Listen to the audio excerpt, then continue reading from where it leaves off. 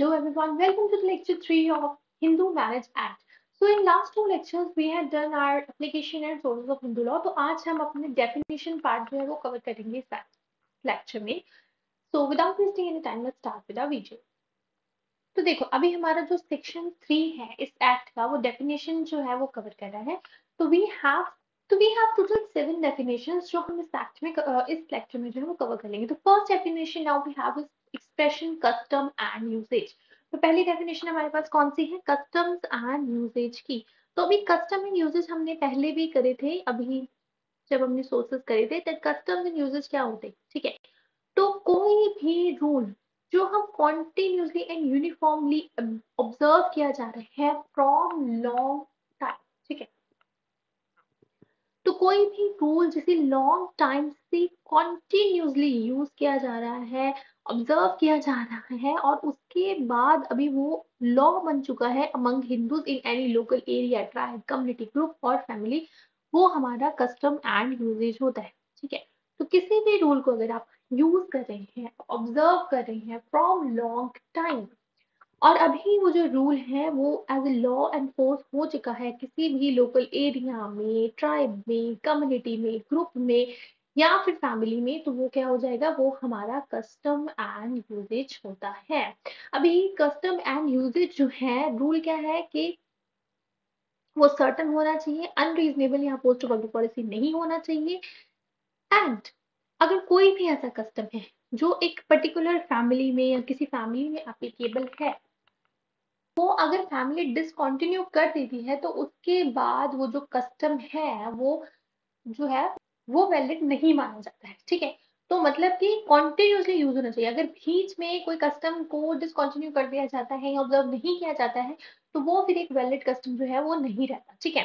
Then second definition we have is district code. तो अभी district code की जो डेफिनेशन है वो हमें सेक्शन 3 क्लास बी में दी गई है. District code means primary code, लोग जो मैरिज इशू हैंडल कर रहे हैं, सिविल कोर्ट हो गया, म्युनिसिपल सिविल कोर्ट हो गया, other courts which is notified by the state government, वो सारे के सारे डिस्ट्रिक्ट कोर्ट के अंदर आते हैं, ठीक है. Third way now next definition we have is full blood, half blood and uterine blood. अभी सेक्शन 3 सॉरी अभी हमारा जो सेक्शन 3 क्लॉज सी है वो full blood and half blood को डिफाइन कर रहा है और सेक्शन 3 क्लॉज डी जो है वो यूट्रिन ब्लड को. अभी देखो फुल ब्लड में क्या होता है? कॉमन एंसेस्टर, ठीक है, descended from a common ancestor with the same wife, ठीक है. तो अगर दो बच्चे हैं, दोनों के सेम मदर एंड फादर हैं, तो वो रिलेटेड होंगे by full blood. For example A and B है, इन दोनों के जो फादर एंड मदर है वो सी एंड डी है. तो अभी ए एंड बी है वो एक दूसरे से फुल ब्लड से रिलेटेड है, ठीक है. हाफ ब्लड में क्या होता है? सेम फादर होता है बट मदर्स जो होती है वो डिफरेंट होती है, ठीक है. कॉमन एंसेस्टर होता है लेकिन जो वाइफ्स होती हैं वो डिफरेंट होती हैं. मींस के ए एंड बी है, ठीक है. अभी ए एंड बी का जो फादर है वो क्या है? वो मान लो सी ही है, लेकिन ए की जो मदर है, फादर कौन है? सी ही है, लेकिन जो मदर है वो ए की दी है एंड बी की ई है, ठीक है. तो उस केस में फादर एक ही है, इंसेस्टर जो है वो एक ही है, दोनों से जो है कॉमन इंसेस्टर से बच्चे हुए हैं.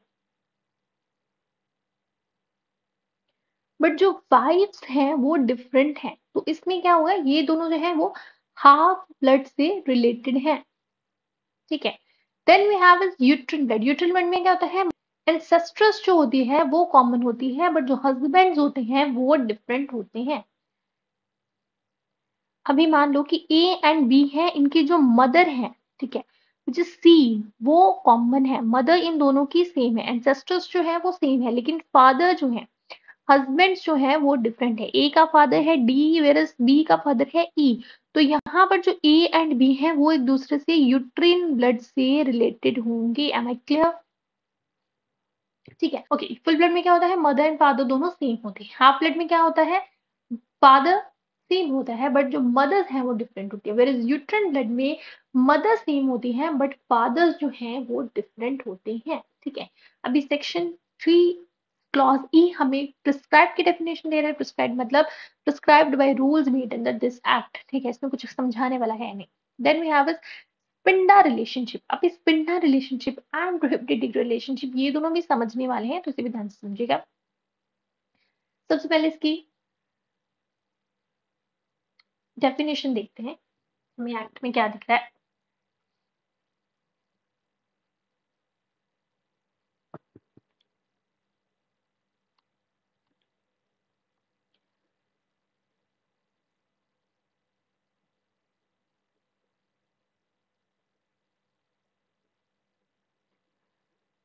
तो अभी sapinda relationship with reference to any person extend as far as the third generation. तो अभी spinda relationship with reference to any person extends as far as the third generation in the line of ascent through the mother and fifth generation in the line of ascent to the father, the line being traced upwards in which in each case from the person concerned who is to be counted as the first generation. ठीक है, section 3 clause F sub clause 1 हमें क्या बता रहा है कि जो स्पिंडा relationship हैं वो बेसिकली ट्रेस होते हैं, अगर फादर साइड है तो 5 जनरेशन में और अगर मदर साइड है तो 3 जनरेशन में। मतलब कि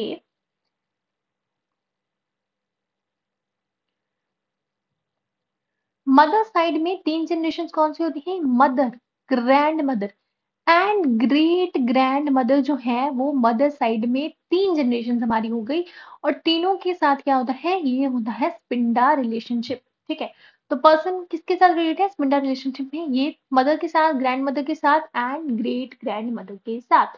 और फादर साइड में हमारी 5 जनरेशन आती है, यानी कि father, grandfather, great grandfather, great great grandfather. ठीक है, और एक मतलब 5th जनरेशन जो हमारी है। ठीक है, तो ये हमारी जो फादर की है 5 जो जनरेशन है उससे हमारा जो स्पिंडा रिलेशन है वो ट्रेस होता है। तो मदर की तरफ की 3 जनरेशन और फादर की तरफ की 5 जनरेशन से एक पर्सन जो है वैसे नॉर्मली शादी नहीं कर सकता, ये स्पिंडा रिलेशनशिप से वो पर्सन जो है वो एक दूसरे के साथ रिलेट होते हैं। ठीक है, अब three clause F sub clause 2 क्या हमारा कह रहा है, the two persons is said to be sapindas of each other, one is lineal ascendant of the other within the limits of sapinda relationship. ठीक है ना, अगर एक बंदा दूसरे बंदे का लीनियल असेंडेंट है तो वो दोनों आपस में स्पिंडास होते हैं। मान लो कि अभी ठीक है, ए इज अ ग्रैंड सन, ठीक है, और बी जो है वो उसका ग्रैंडफादर है। ये क्या है, ये ग्रैंडसन है और बी जो है ये क्या है, ग्रैंडफादर है। तो ए एंड बी जो है वो एक दूसरे के क्या है, स्पिंडास है। ठीक है, तो स्पिंडास रिलेशनशिप इन दोनों के बीच में है। Am I clear? दो पर्सन एक दूसरे के स्पिंडास होते हैं अगर one is linear ascendant of the other within the limits of sapinda relationship. तो लिमिट्स क्या है, 3 generation from mother side, 5 generation from father side. ठीक है, तो अगर मदर साइड से एक पर्सन ग्रैंडसन है दूसरा ग्रैंडफादर है तो ये 3 जनरेशन के विद इन इंक्लूड हो रहा है, तो ये दोनों एक दूसरे के स्पिंडास हैं। ठीक है, and if they have a common linear ascendant who is within the limits of spindle relationship with the reference to each of them। अगर दोनों का एक कॉमन लीनियर असेंडेंट है जो लिमिट्स ऑफ स्पिंडा रिलेशनशिप में है, मान लो ए एंड बी, अभी इनके कॉमन लीनियर असेंडेंट कौन है, इनके ग्रैंडफादर। ठीक है, तो अभी ए एंड बी क्या है, ये कजिन्स हैं, तो ये जो है ये दोनों भी आपस में स्पिंडास ही हैं। ठीक है, अगर उनका कॉमन एक लीनियर असेंडेंट है with in the limits of that generation तो वो भी आपस में स्पिंडास ही हैं। अभी ए एंड बी क्या है, ये कजन्स हैं, इनका कॉमन लीनियर असेंडेंट क्या है, इनका ग्रैंडफादर। ठीक है, मदर साइड है फादर साइड है, तो दोनों ही इंक्लूड होंगे क्योंकि 3 जनरेशन एंड 5 जनरेशन दोनों ही जो है ग्रैंडफादर जो है इंक्लूड होते हैं। तो उन दोनों ही केसेस में ये दोनों भी आपस में स्पिंडा है, तो ये दोनों क्या है, कजन है, ये भी स्पिंडास है। ठीक है, तो अगर कॉमन लीनियर असेंडेंट है या फिर एक दूसरे के लीनियर असेंडेंट है, दोनों ही स्पिंडास ही होते हैं। ठीक है, is it clear? Then we have is prohibited degree relationship. तो दो पर्सन्स एक दूसरे के डिग्री ऑफ प्रोहिबिटेड रिलेशनशिप में आते हैं, one is linear ascendant of the other. ठीक है, अगर एक पर्सन दूसरे पर्सन का लीनियर असेंडेंट है, वो ही ग्रैंडसन और ग्रैंडफादर वाली हमारी एग्जाम्पल है कि अगर ए ग्रैंडसन है बी ग्रैंडफादर है तो दोनों जो है स्पिंडा से हैं और प्रोहिबिटेड डिग्री रिलेशनशिप में भी आते हैं। ठीक है, Then if one was the wife or husband of lineal ascendant or descendant of father, अगर किसी का कोई lineal ascendant है या lineal descendant है तो उसकी कोई father या फिर husband है तो वो भी जो है वो डिग्रीज ऑफ प्रोहिबिटेड रिलेशनशिप में ही आता है। फॉर एग्जाम्पल अभी ए जो है वो ग्रैंडसन है, बी ग्रैंडफादर है, तो ग्रैंडफादर की जो वाइफ है यानी कि जो ग्रैंड मदर है वो भी क्या है, वो भी प्रोहिबिटेड डिग्री रिलेशनशिप में ही आती है।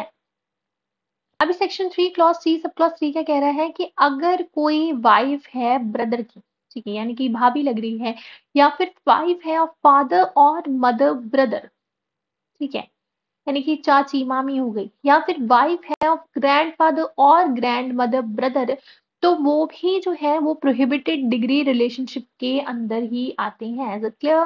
Then we have section 3 clause G sub clause 4, if the two are brother and sister uncle and niece, अगर ब्रदर एंड सिस्टर से रिलेटेड है, अंकल एंड नीस है, आंट एंड नेफ्यू है, या फिर चिल्ड्रन है ऑफ ब्रदर एंड सिस्टर, ठीक है, मतलब कि ब्रदर एंड सिस्टर है, उनका कोई बच्चा है, तो वो भी जो है वो क्या है, उनका भी क्या है, प्रोहिबिटेड डिग्री रिलेशनशिप है, ठीक है। या फिर अगर दो ब्रदर्स हैं उनके बच्चे या दो सिस्टर्स हैं उनके बच्चे, उनका भी क्या है, वो सब प्रोहिबिटेड डिग्री रिलेशनशिप के अंदर ही आते हैं, ठीक है।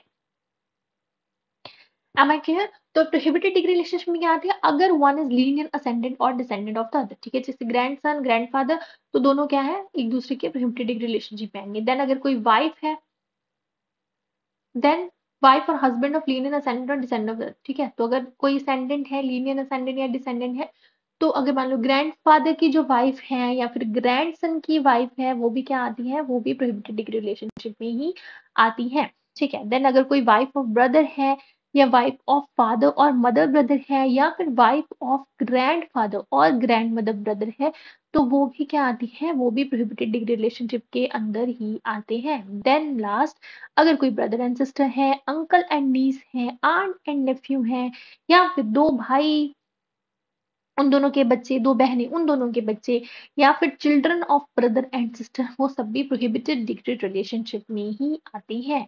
Now for the purposes of clause F and G, अभी क्लॉज एफ पढ़ रहे हैं या जी पढ़ रहे हैं, यानी कि पिंडा की डेफिनेशन पढ़ रहे हैं या फिर प्रोहिबिटेड डिग्री रिलेशनशिप की डेफिनेशन पढ़ रहे हैं, दोनों के साथ ही एक्सप्लेनेशन हम पढ़ेंगे। दैट रिलेशनशिप बाय हाफ और uterine blood as well as by full blood, तो अगर कोई लीनियर असेंडेंट या डिसेंडेंट है, चाहे फुल ब्लड में है, चाहे हाफ ब्लड में है, यूट्रिन ब्लड में है, वो स्पिंडा या प्रोहिबिटेड रिलेशनशिप में आता है। अगर इलेजिटिमेट ब्लड रिलेशनशिप भी आती है, लेजिटिमेट ब्लड रिलेशनशिप भी आती है। अगर कोई इलेजिटिमेटली ग्रैंडफादर या ग्रैंडसन का रिलेशन है, तो वो भी जो है वो प्रोहिबिटेड रिलेशनशिप में आते हैं, ठीक है। इलेजिटिमेट भाई के बच्चे हैं तो वो भी जो है, इलेजिटिमेट भाई के बच्चे हैं तो वो भी क्या आएंगे, प्रोहिबिटेड डिग्री रिलेशनशिप के अंदर ही आएंगे। देन रिलेशनशिप बाय एडॉप्शन, अगर किसी भाई को अडॉप्ट किया था तो उसके बच्चे भी जो हैं वो किस में आएंगे, पिंडा में ही, सॉरी, प्रोहिबिटेड डिग्री रिलेशनशिप में ही आएंगे, ठीक है। तो ये रिलेशनशिप चाहे हाफ ब्लड है, चाहे यूट्रिन ब्लड है, चाहे फुल ब्लड है, चाहे इलेजिटिमेट है, चाहे लेजिटिमेट है, चाहे अडॉप्शन है, कैसे भी है, चाहे ब्लड रिलेशनशिप्स है, सबके सब जो है वो जो है वो सब इंक्लूड किए जाते हैं इन रिलेशनशिप में। Is it clear? जैसे कि अब यहाँ पे बात कर रहे थे, अभी अगर कोई इलेजिटिमेट लीनियर असेंडेंट भी हो, या फिर कोई हाफ ब्लड लीनियर असेंडेंट भी हो, या फिर कोई एडॉप्शन से भी लीनियर असेंडेंट हो हमारा या डिसेंडेंट हो, वो भी प्रोहिबिटेड रिलेशनशिप में आएंगे, ठीक है। किसी इलेजिटिमेट जो सन है उसकी वाइफ भी जो है वो प्रोहिबिटेड डिग्री रिलेशनशिप में ही आएगी, ठीक है। कोई इलेजिटिमेट भाई है उसकी बीवी भी प्रोहिबिटेड डिग्री रिलेशनशिप में ही आएगी। कोई इलेजिटिमेट बच्चा है, ठीक है, कोई भाई की बीवी है, ठीक है ना, वो सब भी जो है उस किस में आते हैं, प्रोहिबिटेड डिग्री रिलेशनशिप में ही आते हैं। Is it clear? तो ये थी हमारी definition. Now we have section 4 overriding effect of the act. अभी ये क्या कह रहा है हमें कि कोई भी टेक्स्ट, कोई भी रूल, कोई भी इंटरप्रिटेशन लॉ, हिंदू लॉ की या फिर किसी custom usage as a part of the law impose immediately before the commencement of this act shall cease to have effect with respect to any matter for which provision is made in this act। तो जिस भी चीज की, किसी भी matter की अगर इस एक्ट में प्रोविजन बन चुकी है, ठीक है, तो इस एक्ट की प्रोविजन बनने के बाद, इस एक्ट के कमेंस होने के बाद कोई भी टेक्स्ट, रूल, इंटरप्रिटेशन अगर उस रिगार्डिंग कहीं पे भी है, तो उसका अभी कोई इफेक्ट नहीं होगा, ठीक है? देन कोई भी law immediately before the commencement of this act shall cease to have effect inconsistent with any of the provisions contained in this act. तो कोई भी इस एक्ट के अंदर जो भी प्रोविजंस बनी है, ठीक है, कोई भी ऐसा एक्ट है जिसमें इनकंसिस्टेंट प्रोविजंस हैं, ठीक है, कोई भी ऐसी प्रोविजन है जो इस एक्ट के साथ इनकंसिस्टेंट है, ठीक है, इस एक्ट के साथ मैच नहीं कर रही है, तो उस केस में वो जो एक्ट है वो भी सीज हो जाएगा, ठीक है, अभी वो लागू नहीं होगा। तो कोई भी टेक्स्ट, कोई भी रूल, कोई भी इंटरप्रिटेशन, चाहे वो इस एक्ट की प्रोविजन के साथ कंसिस्टेंट हो, चाहे इनकंसिस्टेंट हो, दोनों ही केसेस में वो सीज हो जाएंगे, बिकॉज ये एक्ट जो है वो बन चुका है, ठीक है, अभी फोर्स में आ चुका है, तभी इसकी प्रोविजन चलेंगी। सेकेंडली, कोई भी ऐसा एक्ट है जिसमें कोई भी ऐसी प्रोविजन है जो इनकंसिस्टेंट है with the provision of this act, तो वो एक्ट भी जो है वो भी it will cease to effect. Done. तो it was our section 3 and section 4। अभी यहाँ तक किसी को कोई भी डाउट है, you can ask me in the comments, and हमने नेक्स्ट वीडियो में स्टार्ट करेंगे हमारी important topic, that is conditions of valid marriage. And do subscribe my channel, like my video. Thank you guys.